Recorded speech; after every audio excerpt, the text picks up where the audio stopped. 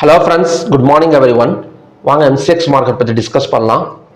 Yesterday US oil ஒரு selling pressure, அதே மாதிரி இன்றைக்கும் பார்த்தீங்க அப்படின்னா ஒரு $5 பக்கம் நமக்கு ஒரு செல் சைடு ஓப்பனிங் கொடுத்துருக்கு WTI க்ரூட் ஆயில். ஓகேங்களா?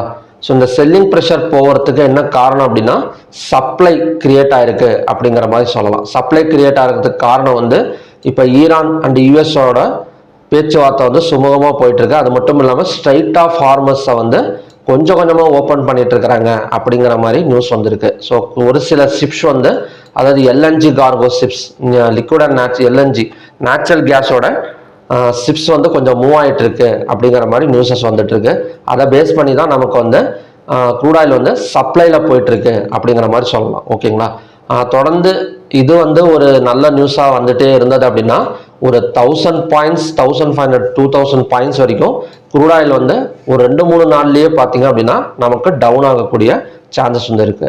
அது மட்டும் இல்லாமல் ட்ரம்ப் இன்னைக்கு காலையில் மறுபடியுமே ஒரு ஈரான் ஒரு எச்சரிக்கை பண்ணுற மாதிரி ஒரு நியூஸ் கொடுத்துருக்கிறாரு. என்ன சொல்லியிருக்காரு அப்படின்னா நியூக்ளியர் பவர் பிளான்ட்ல யூரேனியம் ப்ராஜெக்ட் ஒன்று கவர்மெண்ட்டுக்கு கொடுத்துருங்க, அதாவது யுஎஸ் கவர்மெண்ட்டுக்கு கொடுத்துருங்க, இல்லைன்னா வேற எங்கேயாச்சும் வச்சு அதை டெஸ்ட்ராய்ட் பண்ணிருங்க. ஓகேங்களா? டெஸ்ட்ராய், அதாவது இந்த யூரானியம் கொண்டு போய் வேற ஏதாவது ஒரு இடத்துல வச்சு அழிச்சிருங்க, இந்த ரெண்டுல ஏதாவது ஒன்று பண்ணுங்க அப்படிங்கிற மாதிரி சொல்லியிருக்கிறாரு. இது மிரட்டுற மாதிரி கிடையாது, ஒரு ரெக்வஸ்டா கூட சொல்லியிருக்கலாம். ஓகேங்களா? ஓகே.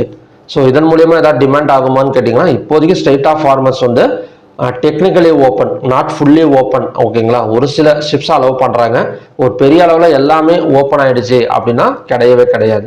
அது மட்டும் இல்லாமல் அதுலேயுமே ஒரு சில ஷிப்ஸுக்கு நிறைய ரெஸ்ட்ரிக்ஷனோட தான் அலோவ் பண்ணிட்டு இருக்காங்க. ஓகேங்களா?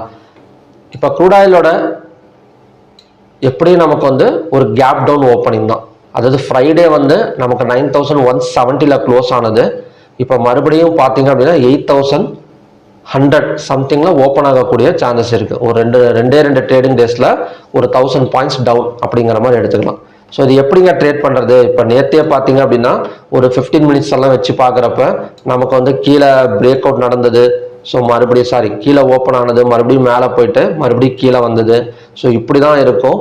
ஏன்னா திடீர்னு ரெக்கவரி எடுத்துருச்சு, அதாவது ஒரு நியூஸ் மூலயமா ரெக்கவரி எடுத்தது அப்படின்னா ஒரு 200-300 பாயிண்ட் எல்லாம் நமக்கு திடீர்னு மேலே வரதுக்கு சான்சஸ் இருக்கு. ஸோ எப்படி பார்த்தாலுமே ஃபர்ஸ்ட் 15 மினிட்ஸ் லோவா பிரேக் அவுட் பண்ணாதான் செல்லிங் கன்ஃபர்மேஷன் நமக்கு ஃபர்ஸ்ட் என்னன்னா கிடைக்கும். ஓகேங்களா? ஃபர்ஸ்ட் 15 மினிட்ஸை பிரேக் அவுட் பண்ணணும். பிரேக் அவுட் பண்ணா என்ன சொல்றது அப்படின்னா ஃபர்ஸ்ட் 15 மினிட்ஸ் லோவா பிரேக் அவுட் பண்ணாதான் செல்லிங் கன்ஃபர்மேஷன் கிடைக்கும். அது வரைக்கும் வெயிட் பண்ணி தான் நம்ம ஃபோக்கஸ் பண்ற மாதிரி இருக்கும். ஓகே. ஸோ இதோட டார்கெட் என்னவா இருக்கும்? இப்போ ஃபர்ஸ்ட் 15 மினிட்ஸ் பிரேக் அவுட் பண்ணால் ஸோ இதோட டார்கெட் கண்டிப்பாக ஒரு 100 to 200 பாயிண்ட்ஸ் பக்கம் டவுன் சைட் நிறையவே எக்ஸ்பெக்ட் பண்ணலாம். பட் மினிமம் ஒரு 100 to 200 பாயிண்ட்ஸ் பக்கம் ஒரு டவுன் சைடு எக்ஸ்பெக்ட் பண்ணலாம். ஸோ இந்த நியூஸஸ் கண்டினியூஸாக நமக்கு ஒரு பாசிட்டிவ் நியூஸாகவே போயிட்டே இருந்தது அப்படின்னா ஸோ நெக்ஸ்ட் ஒரு லாங் டைம் டார்கெட் எல்லாம் நான் எக்ஸ்பெக்ட் பண்ணுறது 7525 வரைக்கும் வரதுக்கான சான்சஸ் இருக்கு. ஸோ இப்போதைக்கு நமக்கு இருக்கிற ஒரு சப்போர்ட் ஜோனுங்கிறது இந்த இடம் தான். ஸோ அது வரைக்குமே நமக்கு கொஞ்சம் செல்லிங் ப்ரெஷர்ல தான் இருக்கும். Okay. Next natural gas. So இப்போதைக்கு இந்த இதுதான். ஈவினிங்ல ஏதாவது பேட்டர்ன் கிரியேட் ஆயிருந்தது அப்படின்னா நான் ஈவினிங் வீடியோவில் அப்டேட் பண்றேன். Next natural gas. இப்போ நேச்சுரல் கேஸை பொறுத்த வரைக்கும் 268ல நமக்கு சப்போர்ட் எடுத்திருக்கு.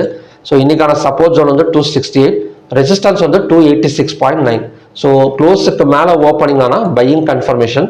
ஸோ 286.9 வரைக்கும் போயிட்டு அங்கேருந்து அகைன் கொஞ்சம் ஃபால் ஆகக்கூடிய சான்சஸ் நமக்கு நேச்சுரல் கேஸில் இருக்கு. Next gold. இப்போ கோல்டெல்லாம் நமக்கு மறுபடியும் இந்த இடத்துல ஒரு ரெசிஸ்டன்ஸ் எடுத்துட்டு இறங்கிட்டு இருக்குங்க. இதை பிரேக் அவுட் பாயிண்ட் அப்படிங்கிற மாதிரி பார்த்தோம்னோ ஸோ இன்னைக்கு பார்த்தீங்க அப்படின்னா ஒரு ரெசிஸ்டன்ஸ் எடுத்துட்டு இறங்கிட்டு இருக்கு.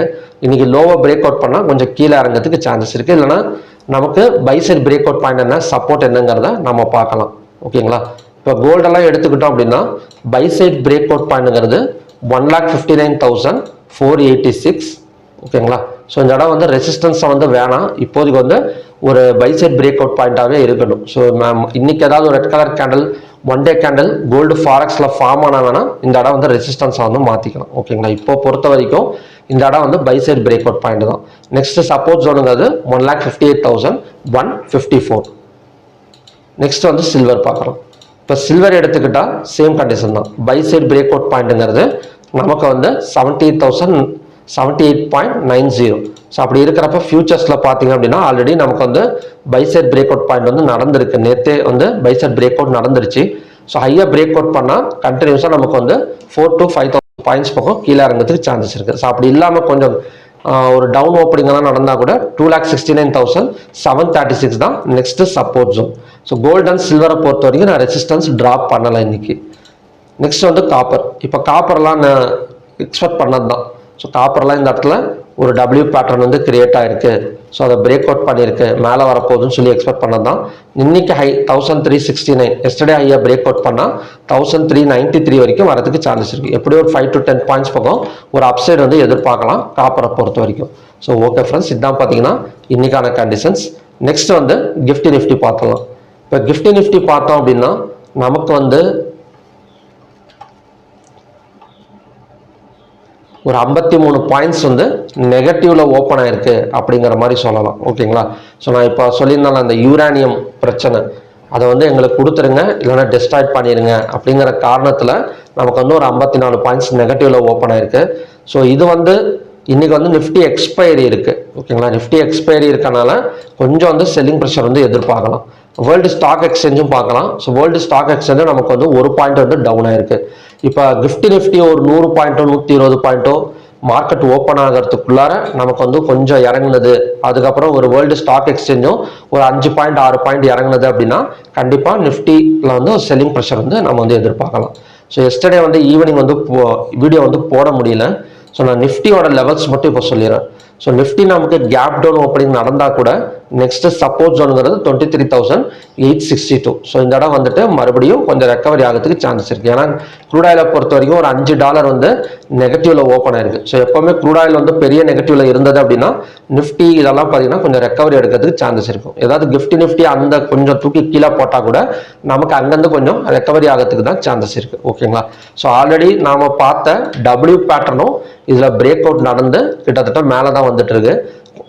குளோபல் நியூஸ் மூலயமா நமக்கு கீழே இறக்கி போட்டாலும், அதாவது கீழே டவுன் சைடில் ஓப்பன் ஆனால் கூட அங்கேருந்து நமக்கு வந்து ரெக்கவரி தான் நடக்கும் நிஃப்டியை பொறுத்த வரைக்கும். ஓகேங்களா? ஸோ நெக்ஸ்ட் வந்து ஏடிஆர் வேல்யூஸ் பார்க்கலாம். ஏடிஆர் வேல்யூஸ் எல்லாமே பாசிட்டிவ்ல தான் இருக்குது. பெரிய அளவில் பாசிட்டிவ்ங்கிறத விட எல்லாமே நமக்கு வந்து பாசிட்டிவ்ல தான் இருக்குது. இதில் டாப்ல இருக்கிறது வந்து விப்ரோ. ஸோ விப்ரோ வந்து இன்னைக்கு ஃபோக்கஸ் பண்ணிக்கலாம். கிட்டத்தட்ட 1.52% பக்கம் நமக்கு பாசிட்டிவ்ல இருக்கு. ஸோ விப்ரோ ஸ்டாக்ஸ் தொடர்ந்து நமக்கு மேலே வரதுக்கான சான்சஸ் வந்து இருக்கு. ஓகேங்களா? ஸோ கிஃப்டி நிஃப்டி பார்க்கலாம். கிஃப்டி நிஃப்டியுமே கொஞ்சம் ரெக்கவரி ஆயிடுச்சுன்னு வச்சுக்கோங்களேன். இப்போ 2 மணி நேரம் இருக்கு. கிஃப்டி நிஃப்டியுமே நமக்கு வந்து ஒரு ரெக்கவரி ஆகி ஒரு 30 பாயிண்ட்ஸோ 40 பாயிண்ட்ஸோ ஒரு ப்ளஸ்ல ட்ரேட் ஆகிட்டு இருந்தது அப்படின்னா நமக்கு கண்டிப்பாக வந்து நிஃப்டி அங்கேருந்து கொஞ்சம் நமக்கு மேலே வரதுக்கு சான்சஸ் இருக்கு. ஓகேங்களா? ஸோ ஓகே ஃப்ரெண்ட்ஸ், இதான் இன்னைக்கான கண்டிஷன்ஸ். மறுபடியுமே பார்த்தீங்க அப்படின்னா இன்னொரு நல்ல ப்ரிடிக்ஷன் வீடியோட நான் உங்களுக்கு மீட் பண்ணுறேன். Thank you very much.